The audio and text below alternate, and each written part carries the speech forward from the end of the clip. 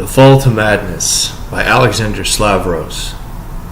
Chapter 5. The Wolves Snarled at Me. When I had initially knocked, I'd done so very tentatively, still not having completely overcome my dread. After knocking again, now more boldly and with a clear echo resonating from behind the door, I stood still and awaited for someone to open it. It started to feel like an eternity had passed with no reaction or any other sounds becoming apparent from within the house. As I stood waiting, I closely examined the heavy wooden door in front of me, noting that even it was adorned with detailed designs all over its metal framing.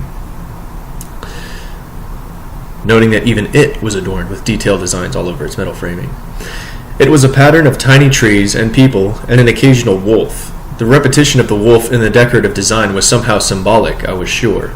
I turned around to examine the wolves at the base of the fountain in front of the estate and paid closer attention to them, which is when I discovered that the wolves were snarling at me. Each stone wolf of the fountain had a more or less unique form, though all of them conveyed the pose of an animal poised for attack, snarling viciously at whomever may dare approach. It almost felt as if the wolves were guarding the naked stone people of the fountain itself, holding vases from which, I assumed, water used to once spring forth. I was much closer to the fountain than when I had observed it prior, and now could make out just how detailed the wolves and people were, though the details on the latter were somehow off, different from what normal people look like. It was an oddity that was easy to overlook, but once I focused on it, it became all the more apparent. The presentation of the people was limited to a couple of basic forms, a more muscular and a more slender. In fact, it was unrealistically slender, or at the very least it defied all forms of human body I've ever seen. As I traced my sight over the fountain from top to bottom, I had once again come to look at the wolves at the base, with a particular wolf seemingly staring straight at me. This realization started to once again fuel the irrational fear that had persisted with me since the forest. The longer I looked back at it, the more real it seemed to become, with its hollowed-out pupils darkened by shadows, detailed bloodthirsty maw, and realistic fur etched from stone. Yet again I was conflicted by a feeling of awe at the immaculate craftsmanship and a deep-seated fear churning in the pit of my stomach, sending a cold shiver down my back as I kept staring straight back at the stone wolf. Finally, I heard approaching footsteps and turned around to face the door just before it had opened. What fear had made its way back into my mind was now amplified as I almost jumped in place, having finally come face to face with a member of this recluse family, and the descriptions given to me by the vendor were not apt enough to prepare me for this. The person that stood before me was almost as pale as snow, with eyes the color of ice. The facial features were weirdly angular and defined, overall giving a rough look which only helped accentuate the intensity of the stare directed at me. It was a mixture of contempt and restrained outrage, as if my mere presence was an insult, a transgression that implied severe consequences. However, there was also a distinct layer of curiosity in there as well, as I was most likely the only outsider to ever seek them out, or so I presumed. I had to compose myself, and upon seeing that this person was not about to attack me, or indeed has not so much as said a word to me, I managed to get a grip on myself and calm down enough to start the dialogue myself, in order to start the purpose of my visit. The person did not reply, simply looking more perplexed. I made another attempt, only to receive the same quizzical expression. It was then that it dawned on me. Remembering what the vendor had told me and seeing the reaction I was eliciting now made me consider that perhaps this family simply doesn't even speak our language. This notion brought on immediate relief and managed to chase away all of my ill thoughts, as I could now trace the fear of the family by the townspeople to a simple issue of communication. However, I then also realized the problems this presented. What if they only spoke in the tongue of the tome? Then all my efforts would be for naught, as I wouldn't be able to ask my questions, and they wouldn't be able to tell me anything even if they somehow implicitly knew what I wanted. Still, this would not dissuade me, and so I made an attempt to explain myself again, but now in the old tongue I have mastered at university. This elicited a completely different reaction, that of surprise, and an even more present expression of curiosity. It had turned out that the person too could speak fluently in this old tongue, but indeed knew not a word of my native language. More surprisingly still, I was informed that the old tongue was indeed their familial tongue, and that every member of the family spoke it. I was greatly relieved by these news.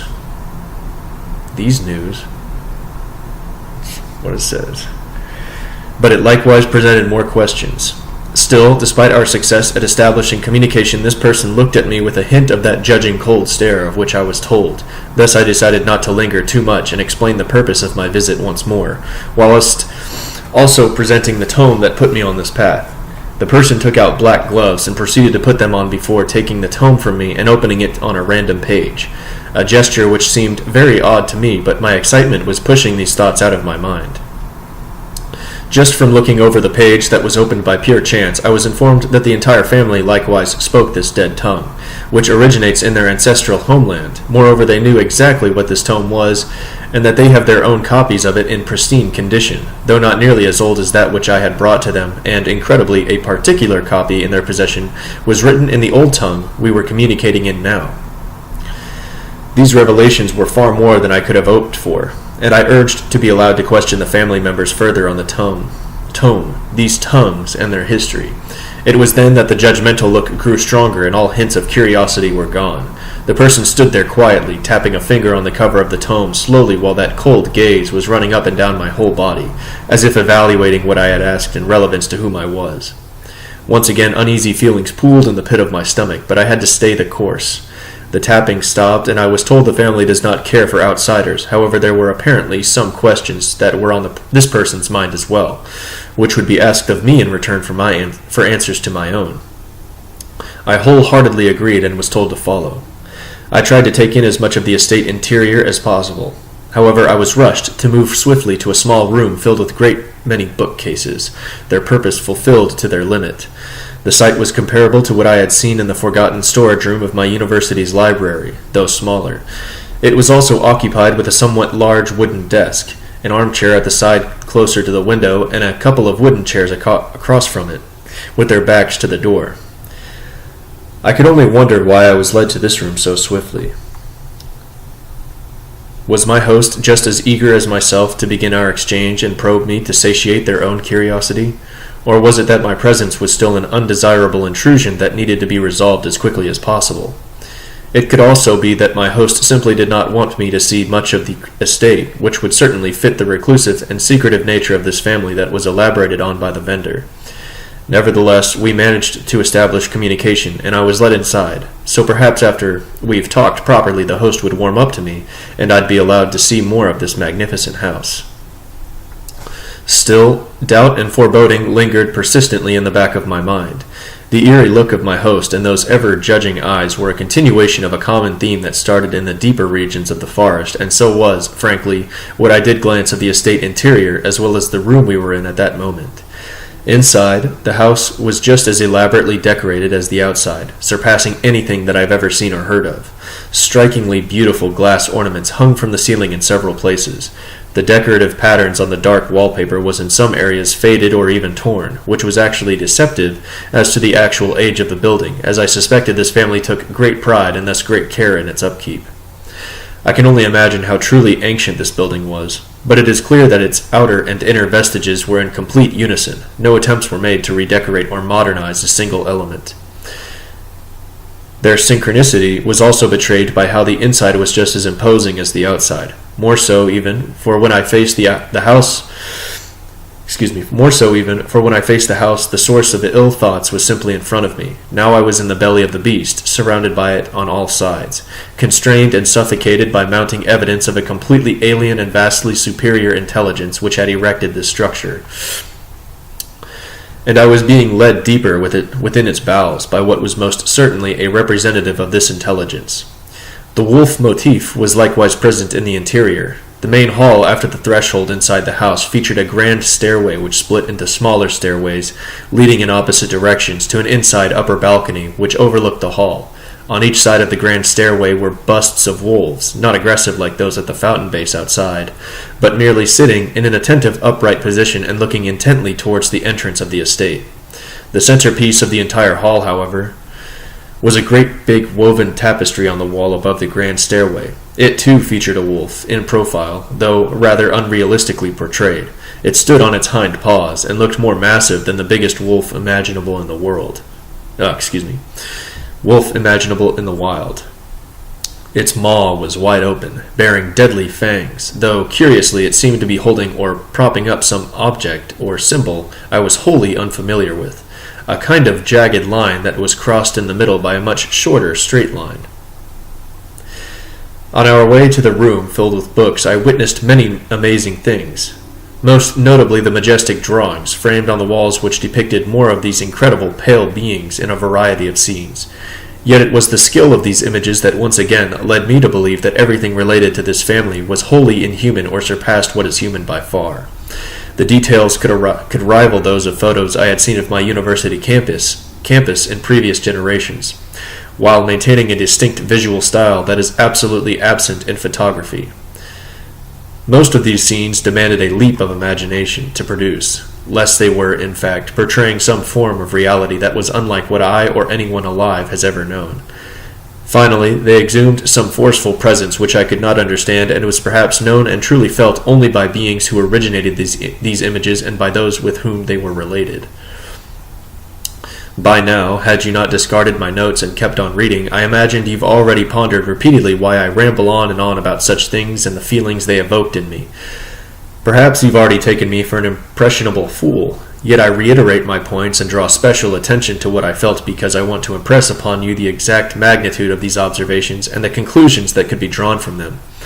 Moreover, I must stress that my inner experiences were of a wholly animalistic nature.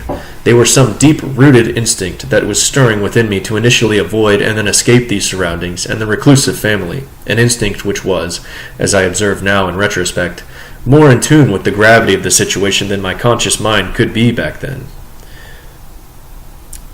My rational mind and employ of logic only served to muffle, obscure, and ridicule a completely healthy reaction. No matter how frequently I may repeat and reiterate what fear, awe, intimidation, and other ill things I've felt, it will always be a woeful understatement of the full potency of a personal experience. I can only hope that you never come to bear witness of these things for yourself as I have.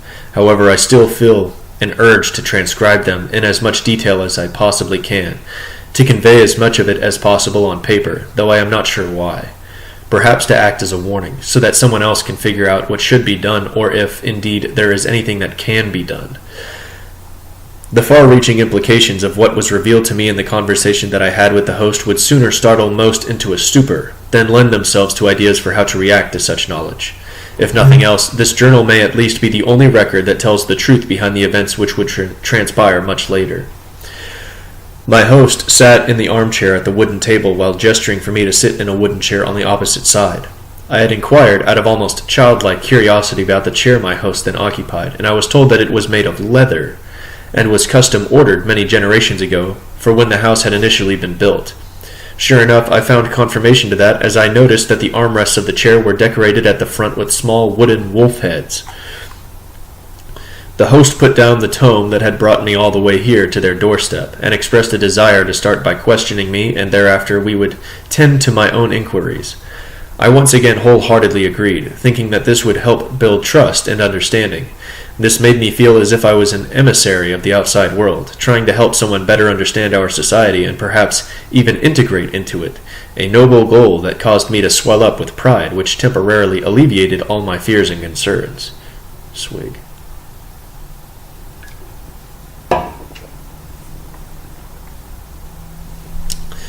The questions that followed were truly those of someone completely isolated from any news of the world at large, pertaining to current and past events of as far back as I could possibly remember to share knowledge of. Other questions had to do with current customs, culture, way of life. Truly, it was as if speaking to an alien being that had only recently arrived to our planet and attempted to take in as much information as possible. I gladly answered each question, though it appeared as though my answers did not bring understanding or the kind of satisfaction that comes with quenching a person's curiosity. Everything seemed to be going in the opposite direction, as the host's expression grew from that of calm interest with a faint air of apprehension to an ever more expressive kind of disdain and angry, judgmental abhorrence. The more I spoke, the more my pride and flattering image of being some noble representative were diminished under the even more stern and cold expression behind my host's icy blue eyes. I started to feel ever smaller from uncertainty of how well this exchange was going, though I was sure that I've done my best to answer truthfully and to the best of my ability. Indeed, my host confirmed that my answers were satisfactory, so I could only conclude that it was the information itself which was causing the negative reaction. All my assumptions of this simply being a case of misunderstanding, due to no means of real communication, had been crushed, and I once again started to consider the vast differences between us.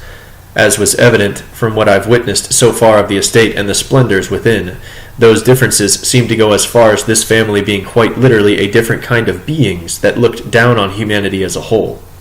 I desperately tried to chase away this oppressive thought, but could not come up with any other rational reason for my host's apparent dismay at what I've told him.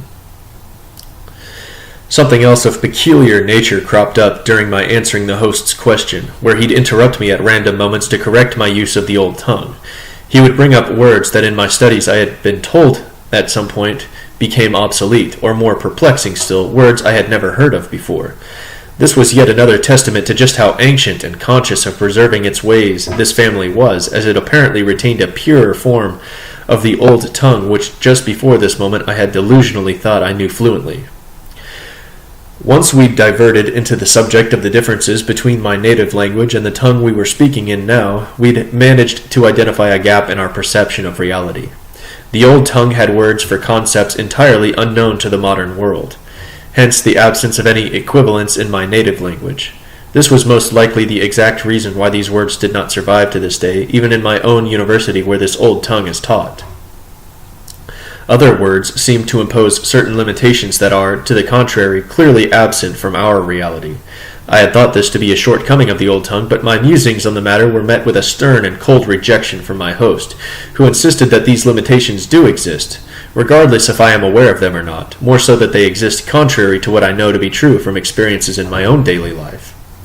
He declared any opposition to this to be no more than fancy of inferior minds.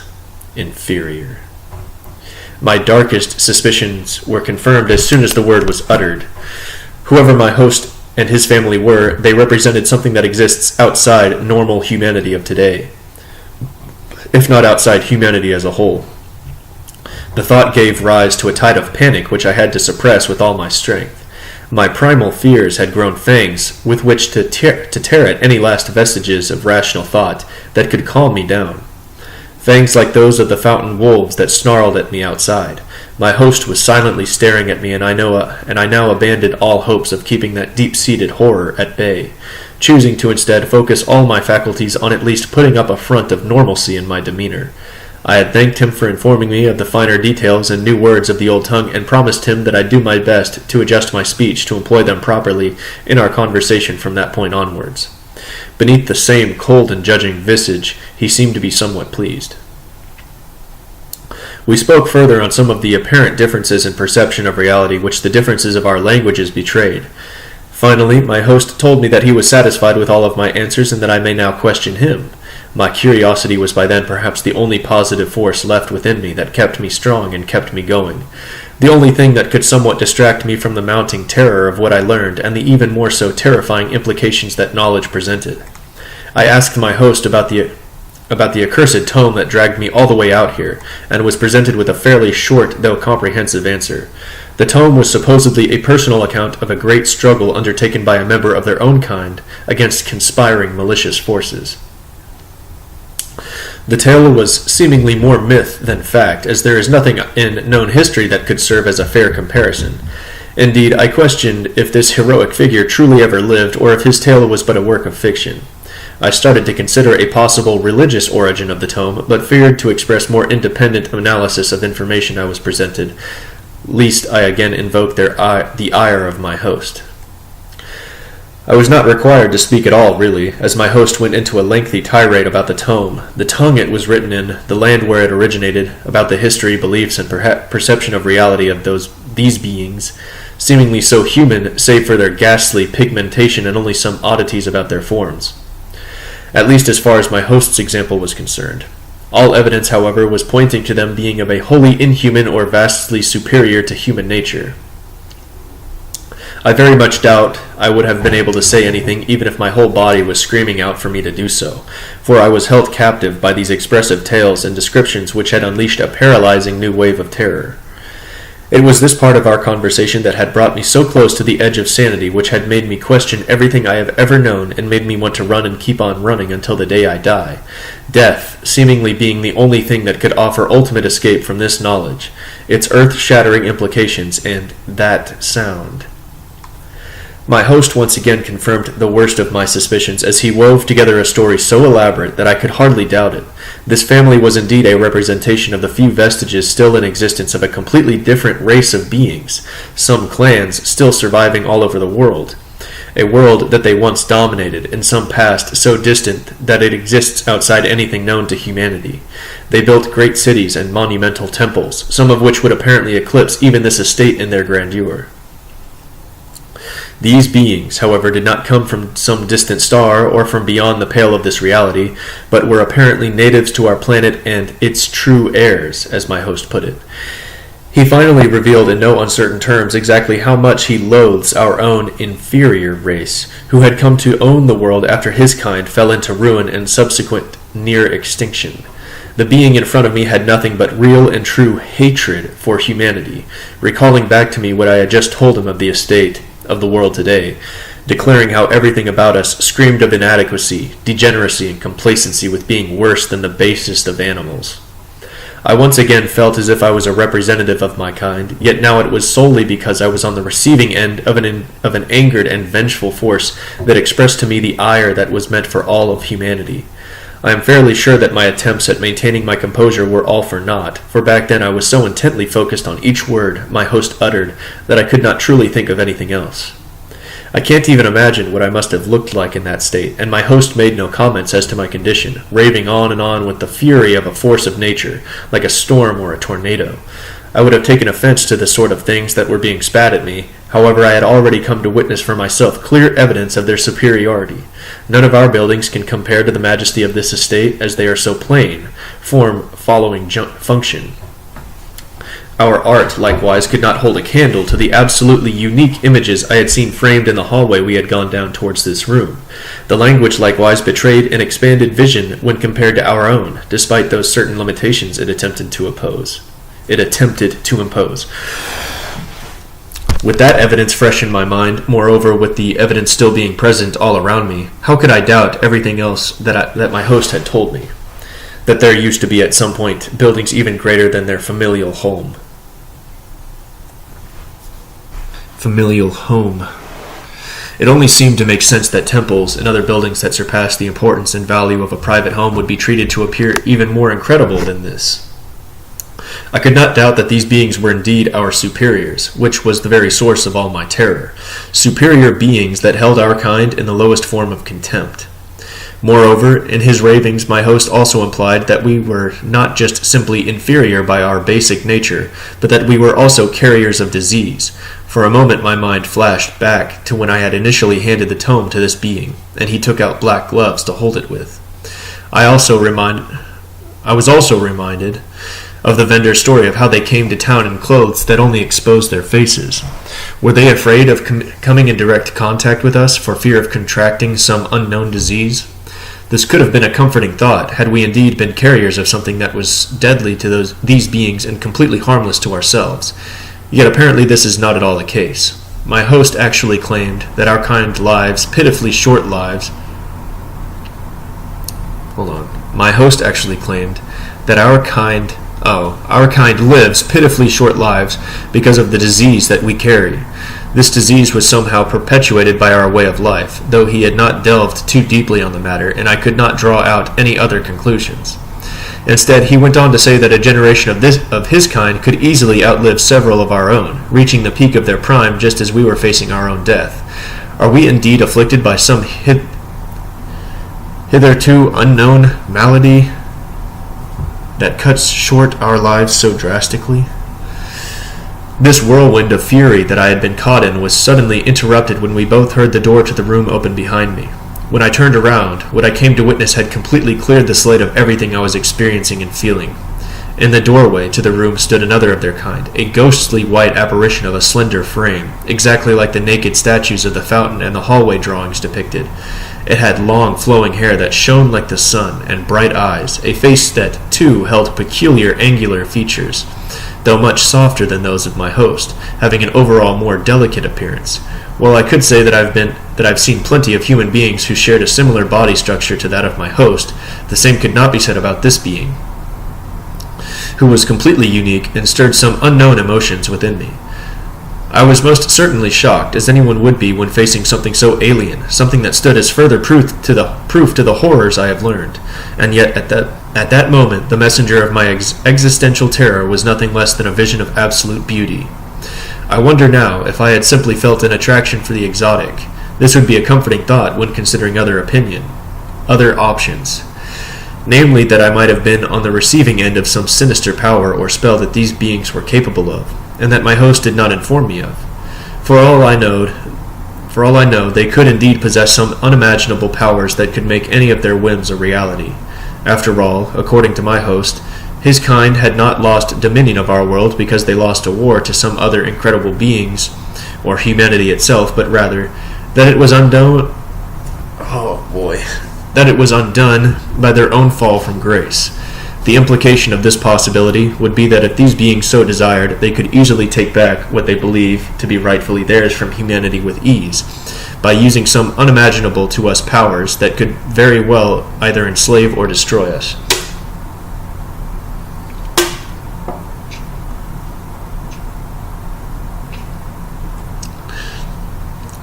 The only other possible reasoning I can come up with for that mysterious effect that being had over me is no less troubling. Namely, that it was admiration for witnessing perfection itself, once again reaffirming the horribly inescapable and imposing fact of the superior nature of these beings. Their art was not merely imagination. It was inspired and drawn out of their own nature and their own forms, making themselves no less than creatures of art.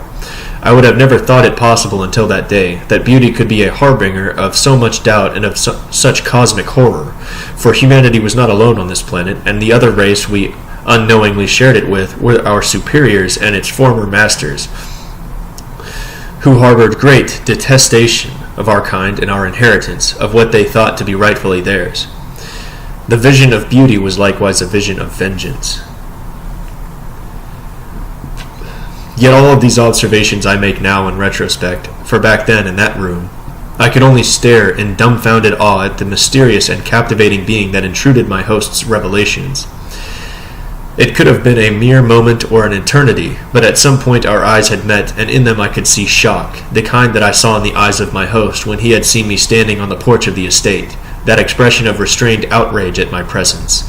Still, I cannot shake the feeling that I had also seen something akin to fear flash before those deep blue eyes. I was brought out of my trance by a loud, sharp, almost bark-like noise. It was my host. He had shouted something at his kin standing in the door. The bark turned out to be but the beginning of a volley of sounds that I realized to be words, which he unleashed in a language that I could not understand, coarse and rough. It tore through my days like thunder. The being looked up at my host, and I could not truly identify the facial expression that came just before it disappeared in a whirlwind of golden hair, as the being ran out of the room, slamming the door behind. When I turned around to face my host once more, he was simply staring at the closed door. A moment's pause had passed before he looked down at me again. His previous fury was gone, and he reverted back to that calm, judging, and cold expression that he had just before our conversation began. All of this commotion had momentarily helped me to regain control of myself, and with my host's fury interrupted, I had felt that it was safe for me to speak, and so I asked him who it was that had just fled from our presence. His facial expression once again grew more hateful, but this more controlled, and he told me in a low and menacing voice to forget that I had ever seen her. Before I could really process that answer, my host had turned to a particular bookcase in the room and removed a tome from a shelf. He placed it on the table next to the tome that I had brought with me, saying that this was the family's copy of it, that was written in the old tongue we were communicating in. My host asked me what else, exactly, did I really need to know about the tome, to which I answered in almost automated fashion with that formula that had driven me to find these beings to begin with, that I had come to learn of its history and origins, to find a way to translate it, and to possibly learn the language it was written in. In reality, I wanted nothing more than to escape that house as fast as possible, and the idea of staying with these creatures and learning their language now seemed to be a preposterous now seemed to be preposterous, not only from my fear of them, but also from their hatred of me and my kind. Expectedly, my host denied any possibility of them teaching me the language of the tome, moreover declaring that it was a relic of their former civilization that should rightfully remain with them. I do not know if I would have truly protested against this, for the door behind me was opened once more, revealing yet another member of the family, though what stood in the doorway was a stark difference to the vision of beauty that had come before. An even more base, primal fear had taken over me and almost made me jump out of my chair at witnessing this ghoulish parody of my host. They shared a similar frame, though this creature seemed thinner and slightly hunched over in an unnatural way, and even more similar facial features. Yet this creature's pale skin seemed to be pulled tightly over the skull, with great many weird indentations and lines, almost like scars, and hair as white as snow. It was the most visually bizarre and outright horrifying thing I had come to witness on that day or ever in my life, for no human being could ever come to look so hideous. The pure cold rage that this monster radiated surpassed what I've seen from my host by far, as its unrestrained hateful gaze burned straight through me. It walked closer to me and my host, prompting itself up with some manner of stick or rod on its right side, finally provoking my fears to overtake me as I clumsily dropped out of the chair and backed away from it, like a cornered animal. It raised its bony finger at me, and hand slightly shaking as it turned its gaze to my host, and demanded in a low, raspy, yet steely voice to know what I was doing here, except that I did not recognize the word by which I was described. Certainly mine was the presence in question, but I had never heard the word that was uttered before. Was it their own word for human beings? I could only guess, but the hatefulness and outrage was accentuated in the creature's tone of voice when it had pronounced that alien word. After that they began an exchange in that coarse language of the tome, of which I could not understand a word. The host led the monster calmly back into the hallway, closing the door behind them, where they continued to converse. I was left in the room alone, momentary reprieve from what by now seemed to be a non-stop onslaught onto my being in every sense of the word, a reprieve that I was most thankful for, yet worried by this new development. I strained myself to hear their exchange in hopes that maybe I could understand the general context of their conversation. Everything was muffled by the door between us, but it seemed that whilst the monster rasped loudly and angrily, my host's tone was more reserved and seemed to imply an attempt to placate the creature with some manner of reasoning. A moment of realization struck me then, that the ghoul was most likely the head of this family, rather than my host. The reason for the similarity of their appearance was most likely because of their familial relationship. Was the monster, in fact, an ancestor of my host? Was its terrifying appearance due to their unnaturally and inhumanly long lifespans? It was then that in my musings and the muffled conversation from behind the door, slowly fading from my conscious attention, that I had heard that sound. It slowly and seamlessly invaded my hearing and my thoughts, faint and rhythmic, maintaining a monotonous pace like a steady and continuous drumbeat. As I focused on the sound, it appeared to slowly grow louder with each beat, prompting me to go looking for its source. All my thoughts of where I was, the revelations I learned, of this inhuman horror all around me were wiped clean as I desperately tried to pinpoint the origin of that infernal sound that became the sole focus of all my faculties. It only grew louder, drowning out everything else around it, as if paralyzing all my senses, as even my vision seemed to become more blurred as I frantically looked around the room. Finally, I had managed to discover the object that produced this damnable sound that had by now made my skin crawl. It appeared to be a peculiar circular device on a bookshelf. It had several moving parts and was covered in weird symbols that I had never seen before, like letters, yet not. These hieroglyphs were nothing like what I've seen in my linguistic studies. Sprawled all around this demonic device which kept on producing that sound, I stared at it, unsure of what to do, a sense of unease and dread returning in full force. In fact, growing stronger than before. With each beat, the oppressive sound made my terror grow and was driving me closer to complete madness. I'm sure I was hyperventilating as I put my hands over my ears in the vain hopes of blocking out that sound of impending terror, but it was of no use. It seemed to have fully invaded my mind, as I could now hear it inside my head. The door swung open once more with a loud noise as it smashed against the wall, and I was brought out of that horrible frying state that had trapped me, the sound now gone. I turned around to look at my host, who in a commanding tone told me that I must leave. I don't believe I was thinking anything at all at that point, as my mind was completely numbed by what had just transpired, unbeknown to my host. My animalistic fears took over completely and made me run past him, down the hallway back to the estate entrance. My host followed me close behind, and when I had reached the door, I grabbed the handle, but momentarily something actually compelled me to turn around. The monster from before stood at the base of the grand stairway, glaring at me with a vicious expression, with both its hands planted on that rod that it had used earlier when it had walked. Just beneath the wolf tapestry stood that vision of beauty, its eyes a mixture of apprehension and concern. My host was right next to me, staring at me expectantly. I suddenly realized that there were more of them in the hall, more of these pale, inhuman beings walking somewhere upstairs on the inner balcony. More footsteps seemed to approach from a different hallway, opposite to that which we had used. The sound of the approaching footsteps suddenly reignited that infernal sound inside my head, growing louder yet again. The whole thing must have lasted no more than a mere moment until I finally swung open the door and ran as fast as my feet could possibly go, away from this horror of cosmic scale. All I could think about as I ran down that winding path away from the estate and out those gates was how they looked at me when I finally departed that place of terror. That look which they shared with the wolves of the fountain. Those wolves that snarled at me. That concludes Chapter 5.